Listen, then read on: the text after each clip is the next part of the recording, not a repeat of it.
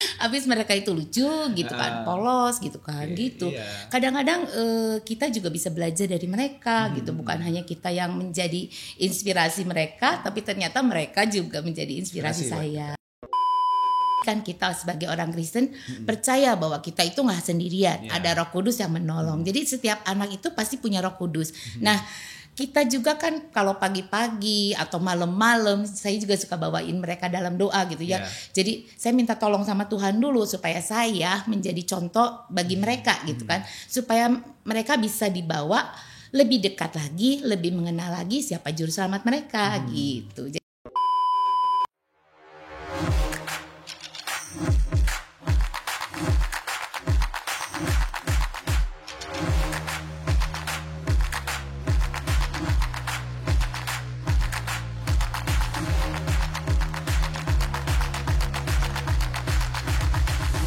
Halo Penaburs Bandung, jumpa lagi dalam podcast inspiratif bersama BPK Penabur Bandung. Kali ini kita berkunjung ke salah satu TK di BPK Penabur Bandung. Ada TKK BPK Penabur 638 di Jalan Sudirman. Dan di sini ada seorang guru TK yang sudah sangat senior.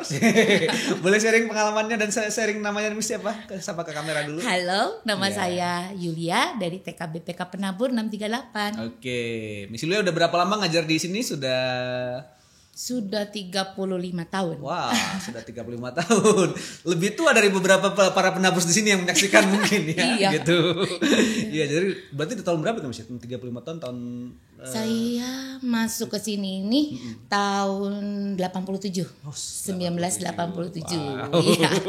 Sudah ini ya. Sudah sangat senior gitu. Dan banyak kan selama ini pernah juga ngajar kelas-kelas yang ini ya, TKB juga pernah pengajar kelas K, tapi sekarang lebih banyak di pre-K ya. Iya. Ya, jadi usia 2,5 sampai 4 tahunan lah ya. Iya. Gitu. Oke. Wah, gimana? Emang suka anak-anak kayaknya ya, Miss Yulia dari dulu. Suka banget. Habis mereka itu lucu gitu kan, polos gitu kan, gitu. Iya. Kadang-kadang kita juga bisa belajar dari mereka gitu, bukan hanya kita yang menjadi inspirasi mereka, tapi ternyata mereka juga menjadi inspirasi saya. Dan itu yang membuat nggak bosen ya selama 35 Iya, tahun. betul, tuh. betul banget. Ketemu yang baru-baru terus gitu. Iya. Yang lucu-lucu kadang-kadang kalau misalnya lagi moodnya kurang bagus gitu kan ya, lagi gimana gitu, ketemu mereka itu malah kita yang dicas lagi sama mereka gitu, karena tingkah laku mereka, celotehan mereka gitu kan, lucu-lucu deh Pak. Ya, bikin awet muda kayaknya. Aduh, terima kasih banyak. Oke, kita mau cerita satu hal yang dari pengalaman panjangnya Miss Yulia selama ini, yaitu soal ini Miss. Karena kan ya TKK BPK Penabur itu adalah sekolah Kristen ya pada prinsipnya gitu, dan menekankan nilai spiritualitas. Tapi seringnya kadang-kadang tuh saya tuh punya pengalaman tuh dengan teman-teman yang katanya di sekolah-sekolah Kristen itu kayaknya dipaksa, didisiplinkan gitu. Nah, kalau menurut Miss Yulia nih kan karena katanya Miss Yulia itu sangat menyenangkan kalau ngajar katanya gitu. Iya. Bagaimana sih selama ini kan usia katakanlah 3-4 tahun itu kan masih sangat belia ya maksudnya gitu. Nah, mengajarkan spiritualitas kalau Miss Yulia dari pengalamannya selama ini seperti apa? Sekarang kan sekolah Kristiani pasti juga mengajarkan spiritualitas Kristen kan? Iya, itu. betul. Nah. Kalau mengajarkan spiritualis ke anak itu nggak hanya kita harus berdoa ya, harus baca Alkitab, minta tolong mami, nggak juga gitu kan. Mungkin ada satu kerjasama antara saya dengan pihak orang tua gitu. Seperti misalnya mami nanti kalau mau tidur nih, tolonglah bacakan cerita-cerita Alkitab gitu kan. Kalau di kelas kita juga ajarkan mereka walaupun secara tidak langsung gitu kan. Jadi misalnya ayo kita berdoa gitu kan. Terus kalau misalnya ada anak-anak kan gak semua anak misalnya nurut gitu ya. Bukan menurut, artinya apa ya? Langsung mau lah langsung, ya. Jadi tahu sikap berdoa itu begini gitu kan. Ya kita beri contoh gitu, kita beri contoh. Jadi nggak hanya kata-kata, tapi kita lakukan sendiri dan mereka lihat gitu apa yang dilakukan sama kita di sekolah. Kalau mereka udah kepegang hatinya, sentuhan emosinya masuk, gampang kok gitu kan. Jadi hanya kata-kata aja mereka bisa ikut gitu kan, gitu. Tapi di usia segitu sebenarnya anak sudah mengerti nggak sih Bu kalau Ibu melihat selama ini bagaimana misalnya pengalaman bersama-sama anak ya, spiritualitasnya mereka memahaminya seperti apa kalau di usia segitu? Kan melalui cerita, melalui contoh mereka bisa ngerti. Apalagi kan kita sebagai orang Kristen percaya bahwa kita itu nggak sendirian, ada Roh Kudus yang menolong. Jadi setiap anak itu pasti punya Roh Kudus. Nah, kita juga kan kalau pagi-pagi atau malam-malam saya juga suka bawain mereka dalam doa gitu ya.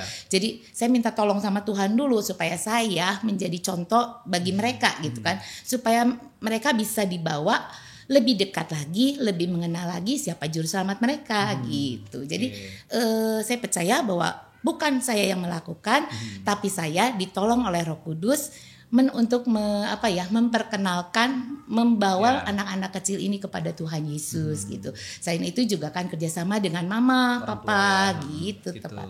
Ya, jadi pengalamannya pasti mereka mulai belajar ya, melihat, menirukan lah katakan gitu awalnya kan gitu, kita berdoa seperti apa, terus kita bagaimana kita katakanlah kan ayat Alkitab kadang-kadang bahasanya kan sangat agak dewasa lah ya bahasanya gitu, tapi bagaimana membuat itu mengerti ke anak-anak itu memang sesuatu yang menyenangkan buat Miss ya, karena ini melihat bukan cuma bekerja sendiri sebenarnya ya, karena disertai sama Tuhan seperti itu gitu. Ada cerita atau gimana nggak Miss pengalaman bersama anak saat membangun spiritualitas seperti itu ya, jadi belajar itu? Jadi kalau misalnya kita kan udah cerita nih, cerita Alkitab misalnya tentang penyembuhan aman misalnya gitu ya. Gitu. Nah, hari Seninnya anak-anak dia bilang ke saya, Miss, saya mendoakan mama katanya. Saya bilang, wah hebat banget ya, berdoa buat mama. Iya, mama sedang sakit, jadi saya berdoa kayak anak aman gitu kan, cerita kemarin itu. Kata saya hebat banget ya. Terus saya tanya orang tuanya, betul nggak? Betul katanya Miss. Jadi saya kemarin ini tidak enak badan, lalu dia datang ke kamar, terus dia bilang berdoa kepada Tuhan Yesus katanya gitu. Jadi si mamanya juga seneng gitu. Merasakan sentuhan itu ya juga ya, karena orang tua jadi akhirnya melihat bagaimana anaknya dengan sebuah cerita lah katakan tadi, jadi merasa itu menyentuh hatinya dan juga akhirnya dia langsung mempraktikkan gitu gitu. Itu cerita yang menarik sih. Mungkin teman-teman boleh share ya cerita pengalaman itu cerita Naaman dan ini ya yang sembuh dari penyakitnya waktu itu di zaman Nabi Elisa ya masalah itu ya. Jadi itu yang sesuatu yang memang dirasakan cerita yang menarik oleh anak, terus dia langsung mempraktikkan gitu. Ada yang lain nggak Miss pengalaman berikutnya kalau ini? Kayaknya karena usia segitu kayaknya banyak yang unik-unik ya. Iya betul. Celotehan-celotehannya yang kadang-kadang nggak kita duga gitu ya. Jadi kadang-kadang kita mereka kan masih bayi gitu kan, nggak mungkin lah kepikir sampai segitu jauh gitu kan. Ternyata mereka bisa gitu kan, gitu. Jadi kalau saya mengajar, saya ingin sekali memperkenalkan bahwa di balik semua ciptaannya ini ada Tuhan yang menciptakannya gitu kan, dan nggak jauh-jauh Tuhan yang mereka suka berdoa, jadi yang dekat dengan mereka gitu kan. Nah jadi kalau saya selip-selipkan pelajarannya, saya bilang bahwa ini nih anak-anak kalau kita lagi cerita tentang pembelajaran tentang siang dan malam misalnya. Nah anak-anak ini diceritain, wah siapa tahu nggak yang bikin bintang, bikin bulan, bikin segala-segalanya. Mereka jawab Tuhan gitu kan. Jadi terus sore-sore saya kan bilang, nah kalau begitu nanti sore coba lihat ke langit kata saya teh. Ajak mami, ajak papi, coba lihat. Koko sama Dede juga, sama Cici juga boleh kata saya teh. Saat itu saya cerita tentang bintang timur ya, bintang timur ya, bintang timur yang kalau pagi-pagi gitu kan ya. Nah terus sore-sore juga dia anak laki-laki ini dia bilang, Miss, saya lihat loh katanya, bintangnya gede katanya gitu. Kata saya, oh iya itu bintang apa sih ya, planet Jupiter gitu. Venus.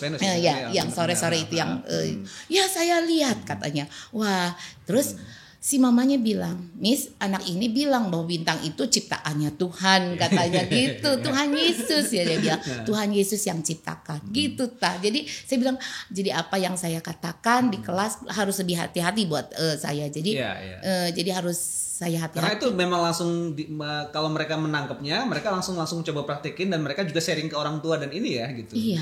Dan kalau misalnya saya salah berarti bisa tertanam lama gitu kan ya. Jadi itu pembelajaran buat saya gitu kan. Tapi saya senangnya juga bahwa orang tua juga menganggap bahwa ternyata apa yang dikatakan di sekolah itu masuk ke mereka gitu. Dan karakter, nilai-nilai agama, karakter itu kan harus dimulainya dari sejak usia dini gitu kan. Kalau nanti setelah anak remaja mungkin hanya selewat-selewat dan mungkin yang mereka tangkap juga lebih sedikit. Jadi ini nih buat orang tua nih, jadi ayo kita kerjasama dengan sekolah, kita tanemin nilai-nilai Kristiani gitu kan, supaya nanti kalau mereka dilepas lagi ke masyarakat, mereka sudah punya pondasi yang kuat gitu. Karena karakter itu yang nanti ngebentuk ya, bagaimana mereka berempati kepada orang lain, iya, betul. Bagaimana mereka menyadari akhirnya hidupnya juga adalah bukan untuk diri sendiri, tapi juga karena Tuhan jadi berkat buat yang lain seperti itu ya. Iya, Itu betul. benar-benar. Kalau Miss sendiri melihat ada perubahan nggak Miss ya? Karena kan pasti udah 35 tahun kan banyak hal yang dilewatin ya gitu, banyak perubahan-perubahan zaman, perubahan teknologi, terus perubahan kurikulum dan juga banyak hal yang berubah pasti dalam dunia pendidikan TK terutama gitu. Nah kalau Miss ngeliat ada nggak hal-hal yang perlu memang segera diubah oleh orang tua dan juga guru atau juga mungkin guru sekolah minggu atau pengajar-pengajar anak seperti sekarang yang memang penting sekali untuk kita lihat dalam hal spiritualitas. Kalau Miss melihat seperti apa? Harus ya, kan semua berkembang, semua maju gitu kan. Kalau kita nggak maju berarti kita akan ketinggalan. Jadi misalnya zaman dulu itu menganggap bahwa anak kecil itu ya anak kecil gitu kan, kemampuannya cuma segitu, jadi mereka tahu inilah gitu ya, nggak akan paham lah gitu ya. Nah tapi ternyata enggak gitu. Semakin sekarang kan semakin terbuka, apalagi dengan pendidikan orang tua yang lebih tinggi gitu kan, kemajuan teknologi juga yang gampang diakses sama semua gitu kan. Jadi ya kita harus berubah gitu. Termasuk ya kita kan nggak bisa sendiri. Ada pihak orang tua, ada pihak masyarakat, terutama guru-guru sekolah minggu gitu kan, pihak gereja juga gitu. Mari kita bekerja sama, saling membantu, saling membangun supaya anak-anak yang mungkin masuk ke sekolah minggu dia mempunyai karakter yang baik, terlebih pengenalan yang baik, sehingga nanti dia ini jadi pondasi yang kuat bagi pergaulan mereka gitu kan. Jadi orang tua nggak usah takut-takut gitu. Kalau Miss sendiri ada nggak pendekatan yang berubah sepanjang ini dalam mendekati anak selama katakanlah udah 35 tahun ya, berarti ada yang berubah nggak kalau selama ini dirinya? Berubah. Perasaan saya berubah gitu kan ya. Jadi kalau dulu hanya textbook aja gitu kan, tapi sekarang enggak. Kalau dulu hanya saya menyampaikan cerita aja, tapi sekarang saya balik lagi bertanya. Apa sih? Ada feedbacknya ya dari mereka gitu kan. Jadi kalau dulu saya merasa saya sumber pengetahuannya, tapi ternyata sekarang enggak gitu kan. Jadi saya juga belajar, mungkin belajar dari mereka, mungkin juga secara apa ya, upgrade diri terus ya berarti. Iya betul. Tapi nggak capek ya gitu ya. Tapi karena tadi yang melihat karena demi anak-anak tadi jadi sesuatu yang menyemangati terus ya. Iya benar. Capek sih capek lah ya, pasti ada capeknya kalau sehari misalnya itu ada ada capeknya, ada lelahnya. Tapi kalau mereka besok pagi saya ketemu lagi mereka, ya ampun lucunya gitu kan. Ini lucu banget, sayang kan kalau misalnya saya nggak menanamkan sesuatu sampai mereka terjerumus hal apa yang kurang bagus gitu kan. Kasihan mereka gitu kan. Gitu. Itu yang dialamin selama ini ya. Berarti sekarang kalau yang dulu diajar sama Miss Julia sekarang udah berapa nih ya? Udah yang jadi ibu-ibu berarti udah jadi ayah berarti ya. Betul sekarang banget. Gitu. Pernah ada alumni yang sharing dan ketemu lagi nggak Miss? Termasuk salah satu kru kita kayaknya di sini. Iya. Jadi ada kebetulan ada di kelas pagi, pre-K pagi. Jadi papahnya itu dulu sekolah di sini gitu. Dan mamanya juga ternyata gitu di sekolah di PK 638 gitu. Jadi sekarang mereka masuk lagi ketemu lagi gitu kan. Kalau dihitung jumlahnya saya nggak tahu gitu kan ya. Terlalu banyak gitu kan. Ya begitu. Jadi ada orang tua murid saya dulu, anak saya dulu di kelas, sekarang sudah menjadi orang tua dan anaknya sekolah di kelas saya gitu kan. Sudah lintas generasi berarti. Berarti udah 3 ya. Iya. Dan kalau boleh dibilang sebenarnya membangun spiritualitas itu kadang-kadang memang yang paling diingat ya. Saya sendiri sampai sekarang masih sangat ingat ya waktu kayak sekolah minggu dulu, guru yang paling awal mengenalkan spiritualitas itu sesuatu yang boleh dibilang paling dasar ya dan paling ini. Mungkin tidak akan sekompleks atau sebanyak apapun yang diajarkan, tapi biasanya teladan-teladan kecil tadi seperti yang Miss ceritakan itu yang paling berpengaruh sepertinya di usia-usia sekarang ya. Iya. Gitu. Jadi kalau cuma ngomong aja mah harus berdoa. Nanti begini begitu kadang-kadang cuma lewat tuh ya. Gitu. Tapi kan ya itu saya juga punya penolong, anak-anak juga punya penolong gitu kan. Jadi ya dibantu sama penolong itu semakin kuat. Jadi kalau boleh dicarikan menurut Miss apa yang paling penting dalam menanamkan spiritualitas di usia katakanlah usia paling dini ya, usia 2,5, 3 sampai 4 tahun itu hal yang paling penting apa Miss kalau? Hal yang paling penting adalah pengenalan kepada Tuhan, iman percayanya gitu kan ya, terus karakter yang baik gitu, moral yang baik gitu. Jadi ini bekal dasar gitu kan, fondasi yang kuat gitu. Dan itu disampaikan dengan cara tadi ya, hal yang langsung menyentuh hati dan biasanya tuh langsung tertanam kalau anak sudah kena di hatinya ya. Iya.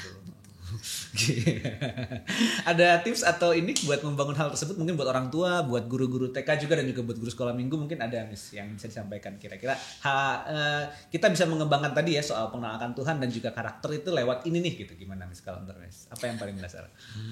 Paling dasar apa ya?